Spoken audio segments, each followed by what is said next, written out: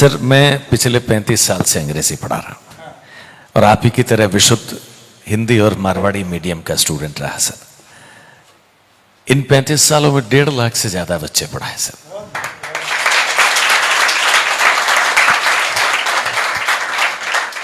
IAS भी हैं sir, IPS भी हैं, आईआरएस भी हैं, आरएएस हैं, आरजेएस हैं, नासा में भी है सर। पहले मुझे लगता था कि मेरा स्टूडेंट नासा में नहीं है, लेकिन अब नासा में भी है सर।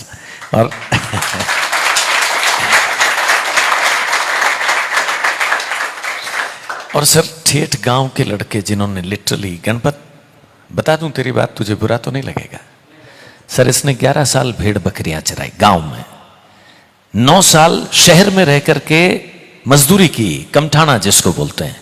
आज ये ग्रामर की 2 किताबें लिख चुका है।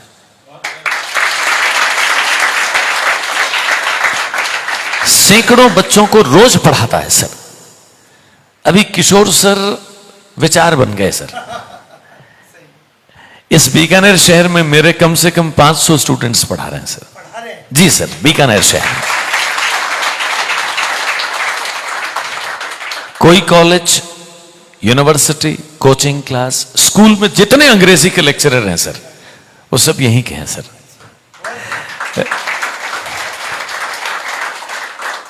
आपके यहां आज होने के पीछे सर एक बड़ा विशेष कारण मुझे लगा सर। सार्वजनिक जीवन जीते हैं सर, बहुत सारे आईएएस आईपीएस देखते हैं सर, और आपकी बात बिल्कुल ठीक है, वो अपनी लाइफ में खुश हैं।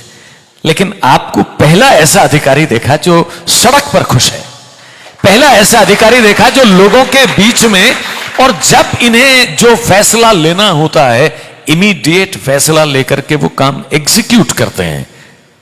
आज डॉक्टर नीरज के पवन यहां पर एक आईएएस की कैपेसिटी में तो है ही, लेकिन इससे भी ज्यादा एक संवेदनशील इंसान है जो व्यक्ति की तकलीफ को समझते हैं और तुरंत फैसला लेते हैं। और आज अगर कोई सबसे सुलभ इतने बड़े अधिकारी, डिविजनल कमिश्नर 4 जिलों के मालिक होते हैं सर, 24/7 अवेलेबल है किसी के लिए भी। एक अनजान आदमी रास्ता पूछता है और सर मोटरसाइकिल पर होते हैं तो उसको बिठा करके ले आते हैं।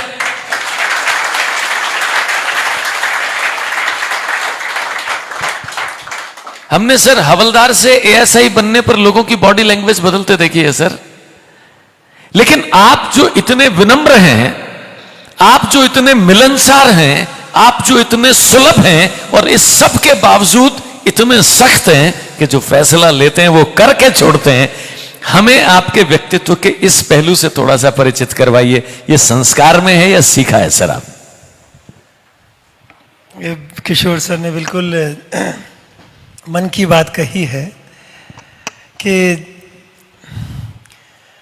मैं 3 साल का था तब से एक ही चीज सिखाई गई मेरे को, बड़े होकर क्या बनना है? आईएएस बनना है। मेरी दादी अनपढ़ थी, तो वो खेलते थे ना, तो भैया भैया बोलते थे मेरे घर में। 3 बहनें हैं मेरे, तो मैं सबसे बड़ा था, तो सब भैया भैया क्या बनेगा? भैया आईएएस बनेगा। तो बचपन से एक ही लक्ष्य रखा, सिर्फ आईएएस। एक ही एग्जाम दिया, दूसरा कोई एग्जाम ही नहीं दिया, फॉर्म ही नहीं भरा।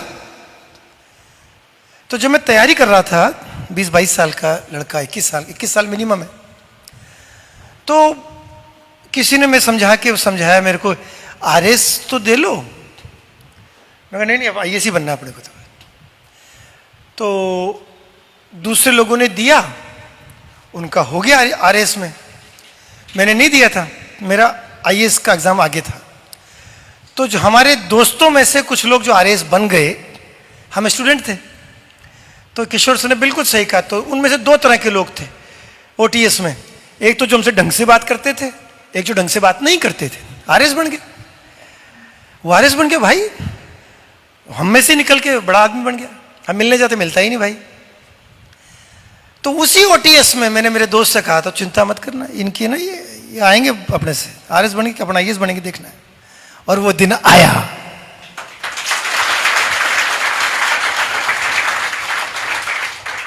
आरपीएससी की घास पे बैठ करके एक सपना देखा कि अगले साल यूपीएससी की घास पे बैठेंगे। आरपीएससी अजमेर में मेरी उम्र कम थी, तो मेरे 2 भाइयों का आरएएस का इंटरव्यू था। तो हमारे तीनों भाई हम साथ साथ ही जाते थे, हमेशा कहीं भी जाते साथ साथ ही जाते थे। आज कमल पंजाब में है, नीरज राजस्थान और सुरेंद्र दिल्ली में है। 3 भाई हैं, तीनों आईएएस हैं। और जो डिटर्मिनेशन, ये कहाँ से आता है? ये आता है आपके खुद से किए गए वादों से। ग्लास में ऊपर से कितना भी डालो, नाभि से जो निकलेगा ना, वो पूरा पूरा ऊपर से पूरे आपके शरीर को प्राणायाम देता रहेगा। आप ये मान के चले, खुद से आपने क्या क्या वादे किए। मैंने खुद से वादा किया था कि देश चलाऊंगा, मैं बना देश चलाने के लिए हूं। बचपन में सुनने आ गया था। और जब मैं आईएएस बन के, वो एम्बेसडर होती थी उस जमाने में, एम्बेसडर का कांच भी ऐसे ऐसे निकालना पड़ती, गर्दन बाहर निकालनी पड़ती थी, ऐसी वैसी भी नहीं होता था। तो मैं बाहर निकाल के जब भी खुले आसमान को देखता था, मैं कहा, ए आसमां, हम तुझे अभी से क्या बताएं क्या हमारे दिल में है, देखना है जोर कितना बाजू है कातिल में, वक्त आने दे बता देंगे तुझे आसमां, हम अभी से क्या कहें क्या हमारे दिल में है। तो हमारे मन में जो आपने वादा किया, और जब आपको मौका मिला, जब आप असिस्टेंट कलेक्टर या एसडीएम या कलेक्टर बन के जिस भी भूमिका में रहे, तो जो पहली चीज आप वहां से करके जाते, तो होमवर्क आप जाएं। मैंने भरतपुर कलेक्टर के दिन ज्वाइन किया, और ज्वाइन करने वाले दिन गर्ल्स के हॉस्टल में बाथरूम में कैमरे लग रहे थे। वहां मैंने रेड मारी और पकड़ लिया। अगले दिन फ्रंट न्यूज इतनी बड़ी। तो मेरे दोस्तों ने कहा, तू करता कैसे है यार, जिस दिन ज्वाइन किया उस दिन तेरे को कैसे पता लगा कि लड़कियों के हॉस्टल के बाथरूम में कैमरे मिलेंगे। तू पहुंच भी गया और मीडिया भी आ गया और बड़ी खबर बन गई, और पूरे पहले दिन ही सबको लग गया कोई नया कलेक्टर आया है। तो हो कैसे? मुझे नहीं पता, मैं होमवर्क करके गया था, मेरे पास था। बाकी कुछ किस्मत भी आपको मौके देती है। ये नीरज कुमार पवन, मेरा असली नाम नीरज कुमार पवन है। ये नीरज के पवन कैसे बना? मैंने भरतपुर ज्वाइन किया। अच्छा, भगवान जो करता है ना अच्छे के लिए करता है। मेरा हुआ एसडीएम निम्बाहेड़ा, बड़ी अच्छी जगह, जिप्सी विप्सी लेने आई। हमें लगा बढ़िया यार, छोरा है तो सही जगह, बढ़िया तहसील वसील। मेरे को 2 घंटे में ट्रांसफर हो गया मेरा।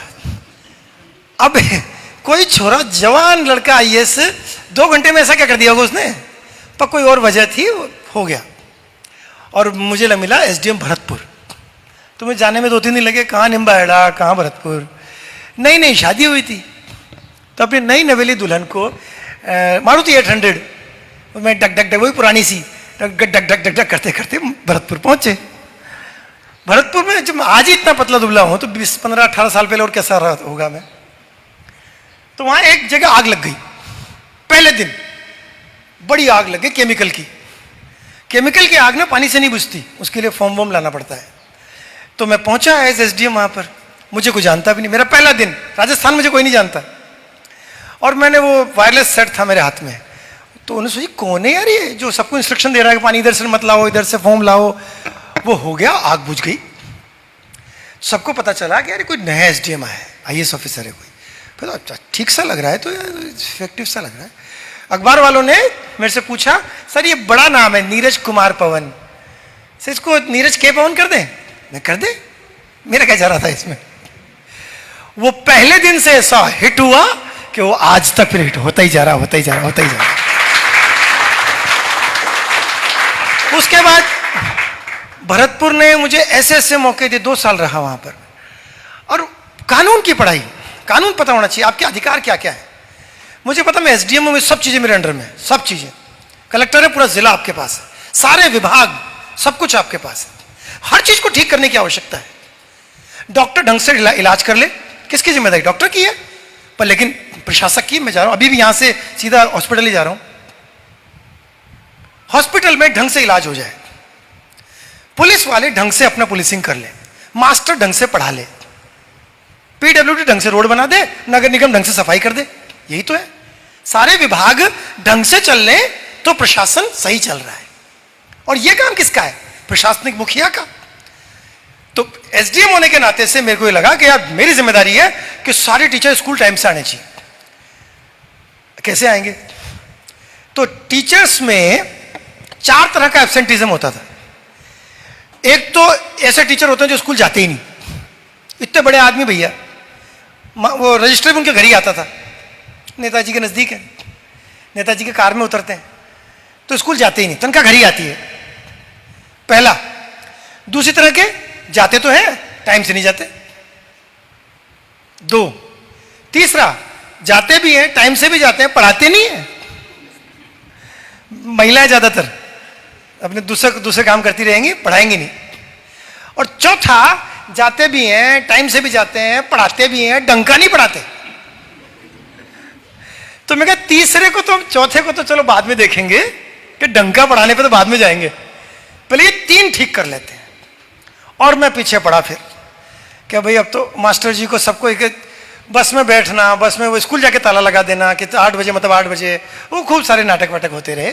जैसे अभी हम पीबीएम में करता हूँ, मैं जाके 10 बजे का 10 बजे जाके बैठ जाता हूँ, डॉक्टर साहब कितना बड़ा डॉक्टर हो, जिसने मेरा इलाज किया हो, मैं डॉक्टर साहब भी गलत बात है, प्यार से समझाते हैं, पहले प्यार से हम सम्मान करते हैं उनका, उनको धीरे धीरे समझ में आने लगता है कि कोई ना कोई देख रहा है।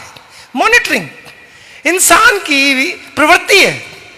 एक ट्रैफिक का एक कांस्टेबल खड़ा कर देते हैं ना, सब सही चलता है, वरना तो कोर्ट गेट में घांच मैच हुई तो होती थी पहले, अभी मैंने सारा घुमा के यूं कर दिया, सब कुछ नहीं। पहले मैं निकलूं और बलन दे भाईला, ऐसे बोलते ना बीकानेर, बलन दे भाईला। तो वही किसी को मैंने ठीक किया कि क्यों बलन दे भाईला, नहीं बलन दे भाईला, हम तो ठीक करके रहेंगे इसको। और हमने ठीक किया, थोड़ा सा टाइट किया, थोड़ा सुधारा। तो जो इंसानी प्रवृत्तियां हैं कि कोई मॉनिटरिंग नहीं कर रहा है, तो हम सब लेकेडेसिकल अप्रोच हो जाती है, छोड़ना यार, लेट बैक अप्रोच, छोड़ना यार, मेरा क्या लेना देना, मेरा लेना देना है। अगर मैं प्रशासक हूं, मेरे से अब मेरे पे ये बड़े बड़े लोग मेरे पे आरोप लगाते हैं, इतने सीनियर हो गए, सुपर टाइम स्केल के आईएएस अफसर, अभी भी ऐसे काम करते हो। हाँ करता हूं भाई, बिल्कुल करता हूं। किसके लिए करता हूं? बीकानेर की आम जनता के लिए करता हूं। वो काम तो पटवारी का है, वो काम तो नगर निगम का है कि यूआईटी का है, सारे काम है, पुलिस का है। मैं हाँ बिल्कुल है, वो कर लेते तो अब तक चल हो ही जाता ना, वही ढंग से नहीं कर रहे। वो जो चौथा मेरा ढंग से करवाऊंगा, वो ढंग से करने चालू हो गया तो सुधर गया, बीकानेर सुंदर लगने लग गया। उसी चीज को, उन्हीं रिसोर्सेज में, मैं कोई एक्स्ट्रा नहीं लाया, यही जो कुछ था यहीं से निकाला। यही प्रशासक की सबसे बड़ी खासियत है कि एक्स्ट्रा में तो सभी कर लेंगे, पैसा जितना घी डालोगे उतनी अच्छी राबड़ी बनेगी, तो वो तो उसमें आपने ऐसा क्या खास किया? आपने खास तो ये किया कि ज्यादा कुछ रिसोर्सेज नहीं भी थे तो भी उन्हीं चीजों को व्यवस्थित रूप से रख के। मेरे पास 4 शर्ट हुआ करती थी, तो जो 3 भी एकदम हमेशा धुल के खुद को ही धोना होता था, तह करके बढ़िया व्यवस्थित रखते थे। तो व्यवस्थित डिसिप्लिन ना जीवन में हमेशा काम आता है। मुझे कोई पूछने वाला नहीं है यहां पर, तो भी 5 बजे डेली उठ जाता हूं, चाहे कुछ हो जाए। 5 बजे उठना मतलब 5 बजे उठना। रात को स्वाध्याय करना है तो करना है, 4 पन्ने ही पढ़ के सोएंगे, वो चीज नहीं छोड़नी। और खुद पे जब तक शासन नहीं होगा, दूसरों पे कैसे चलाओगे? पहले निज पे शासन, कि मैं तो खुद को ही कंट्रोल नहीं कर पाता, दूसरे को क्या कंट्रोल, मेरे परिवेश को क्या कंट्रोल करूंगा या करूंगी? पहले खुद को। तो इतना करें, आज के लिए इतना बहुत है, फिर कभी मिलेंगे।